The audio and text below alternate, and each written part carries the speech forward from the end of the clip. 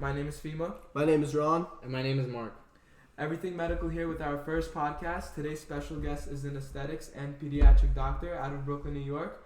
She has been practicing medicine for over 20 years and has established a very successful aesthetics business. So for our first question, why did you want to become a doctor and what motivated you to go into the medical field? Well, I always wanted to be a doctor. I was born in a medical family, so my grandparents, both my grandmother and my grandfather, my mother, my uncles and my aunts, they were doctors, and I always was like sitting at the dinner table and listening all the medical conversations, and it was fascinating. It was something that I always wanted to do. Really, I didn't play just with dolls. I always played as a hospital. I was treating the dolls. I was always trying to resuscitate somebody. So that's what I did. That's what I always wanted to do. I actually never had another thought of doing something else, really. And I never looked back, never regretted it. So why did you choose pediatrics? I love kids, but I made this decision very early on. So I went to medical school when I was 17 years old in Russia. 17, we graduate school at 17. And you had to choose right there. So right there, I went to pediatric faculty from day one in medical school, and studied medicine with all inclination to pediatrics. And when I came to America, actually just right after graduating medical school, I just pursued pediatrics. I just graduated medical school, so I didn't practice in Russia, but this is what I wanted to do. Why did you choose to later on then go on to aesthetics? Oh, that's a little interesting. I mean, I worked in emergency room for 15 years, and while in emergency room, aesthetics is very new and emerging field. I love arts. I just love doing a lot of things with my hands. I love to be hands-on. And while in working in emergency room, I got interested. In this very new field in medicine. Aesthetic medicine is very new, and I went for courses, and I started doing it as a hobby, because it's a medicine, but it's more like art of medicine. So this is how I started, and I loved it, and people loved what I did, so it worked out. For any kids that are unsure of what kind of doctor they want to be, what tips would you give them on making that decision? You're really gonna have a lot of time to decide.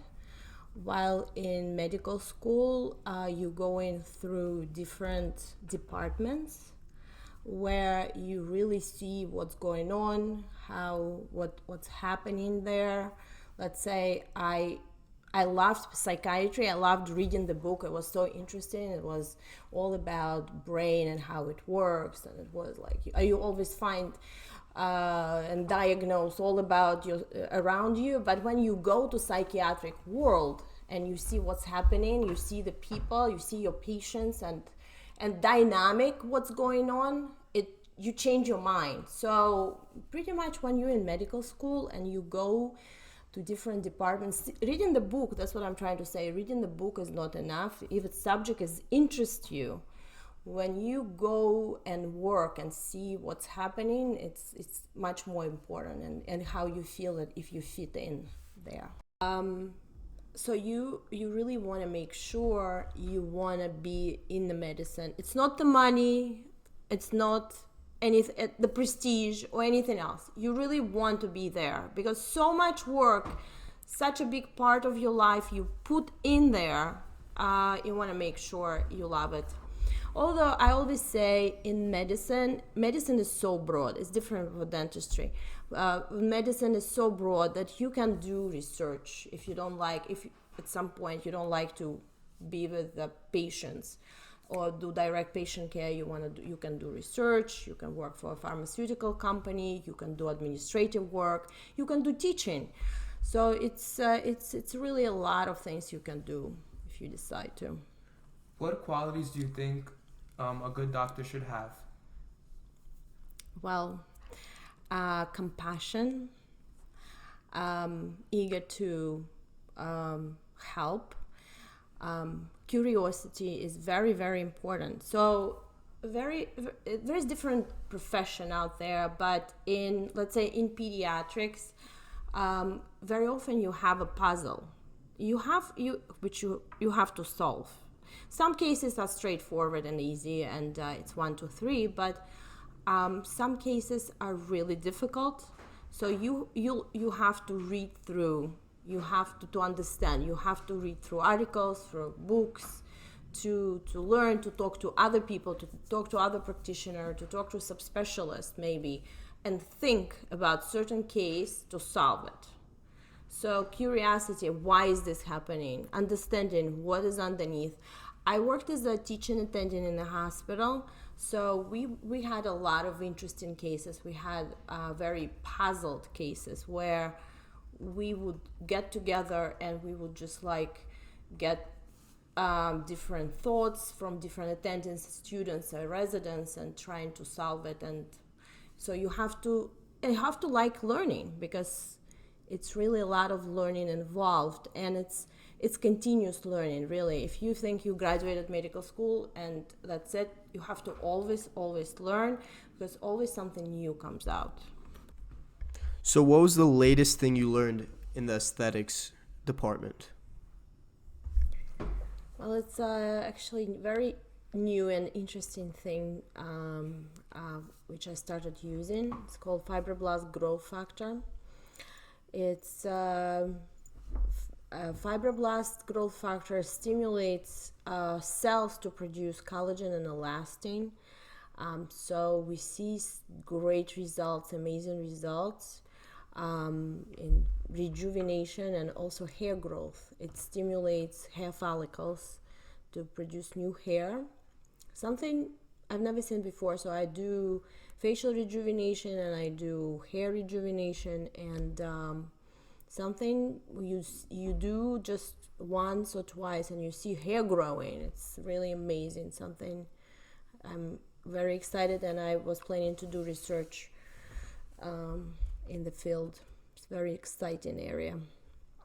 Going a little bit off tangent, as we know, the coronavirus has been taking over globally everywhere. So I was wondering, do you think the coronavirus is a real epidemic, and who should be worrying about it? Well, it's all over the news. I don't think I'm gonna say anything new. And my information is pretty much from the news. I get CDC updates, but it's everything what we hear on the television. Unfortunately, we don't know everything, how it spreads, especially that's the way we thought it spreads just by respiratory droplets. I think it's not just that, it seems to be much more contagious than a regular flu even, and that worries me. We know already that it affects mostly sick, elderly people with some underlying illnesses, especially respiratory illnesses, somebody with compromised immune system. But we also do know that young and healthy adults died from the virus. So again, we don't know everything. This is something very new. How do you think you can protect yourself from it? How do you think you can protect yourself from it? How do I think? So we all hear everywhere, oh well, you have to wash hands. So now you know, guys. And what you like 18, 19, so now you know you have to wash your hands. Well, guess what? I don't think it's enough. Very much not enough. I just read about the nurse who was definitely wash her hands, and she used all precaution which CDC advised and the respiratory mask and special gowns and the gloves, and she still contracted the virus, seems like. So, and this is, so we don't know a lot. So I don't want to speculate about anything. It's a new virus. It's dangerous thing because it's like spread all over. It can be called pandemic because it's like in 80, 90 countries right now. And we definitely worry about our elderly. So immunocompromised again and with underlying health conditions. After graduating medical school, many students want to open their own private practice. So what's the difference between having your own practice and working in the hospital? So to open a private practice, you have to be very confident in what you're doing. So I can just talk about my own experience, I guess. When I graduated residency, I felt like I need more experience. So I wanted to work in a hospital. So at that part of my life, I also wanted to have more acute care, see more patients, and like I said, get more experienced.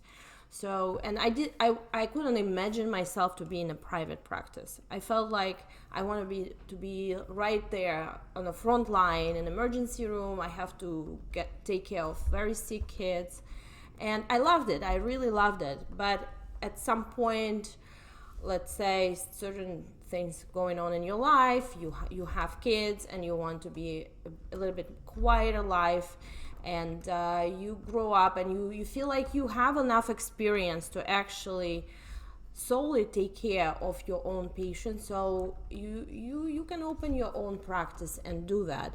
And also there's different personalities.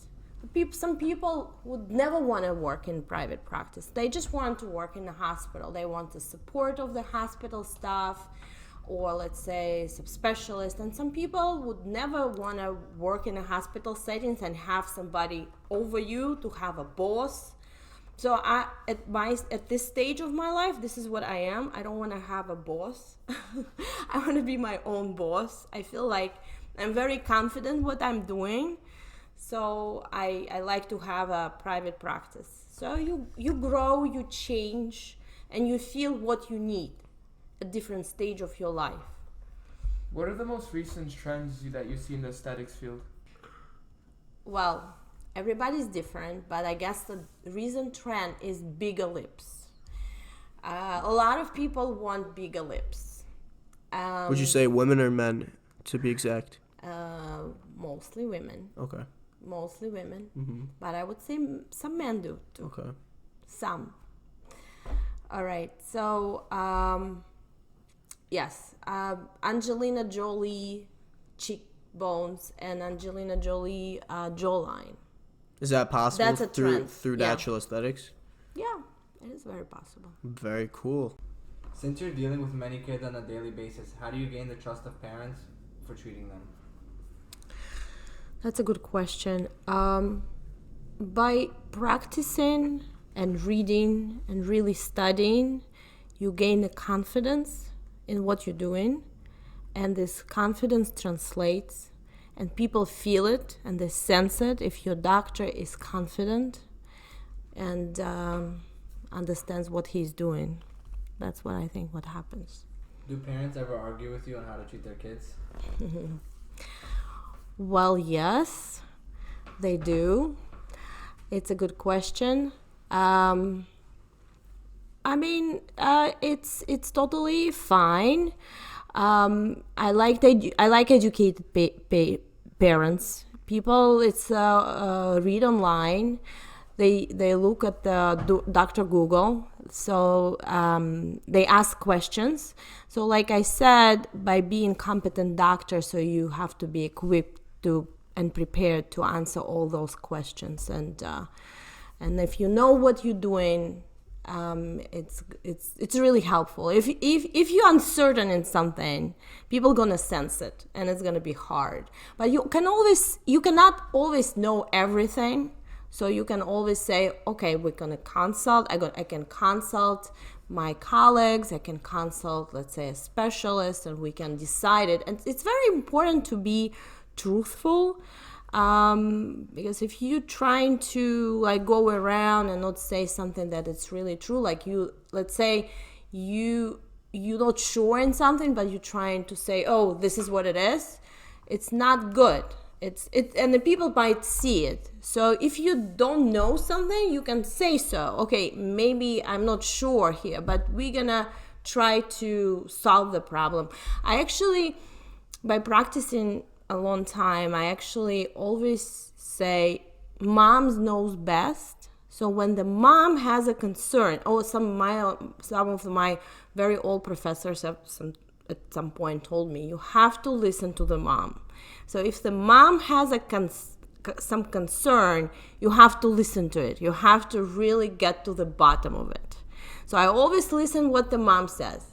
I never say, oh, this is nothing. I always try to really investigate to the point that I am 100%, 150% sure that maybe it's okay. And then I reassure, okay, that's okay. But first I always have to investigate. And then mom gonna be confident with me if she says that everything is done. We did all the tests, so. As a podcast that's focused mainly for students who may indulge in alcohol or marijuana, what effects do these substances have on the developing brain? Well, we all know that drugs and alcohol is not good for you. Maybe a little bit. A little bit. Not good. I would not recommend. Okay? So, marijuana affects memory, especially for developing brain. Also, there are some connection with developing schizophrenia, higher rate of developing psychosis and schizophrenia for kids who use marijuana. So I very much against it. American Academy of Pediatrics does not support all the latest free, especially recreational marijuana. We actually don't know everything about possibilities of treatment with medical marijuana. It's some anti-inflammatory capabilities, but there are not a lot of studies. Hopefully, yeah, it does work. Medical marijuana without psychoactive effect of it.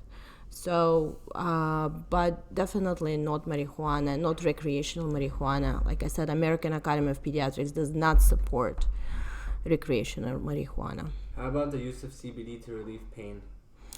Sure, anything helpful to relieve pain, of course, go ahead. Yes, especially for chronic people who suffers from chronic pain. Of course, if it helps them, why not? But not recreational for marijuana, and especially not for kids. You guys trying to go to medical school and learn, so why would you use substance to decrease the memory? Anything else to say to medical students that want to become a doctor one day? Really make sure this is what you want to do. Try to expose yourself to medical field, talk to people, work as a volunteer, and it's really not just for your resume, it's for you to make sure that's what you want to do, because you actually put in so much work and so much time into it. But if you really decide, I hope you like it. It's a great field. It's I think the most rewarding field. And good luck.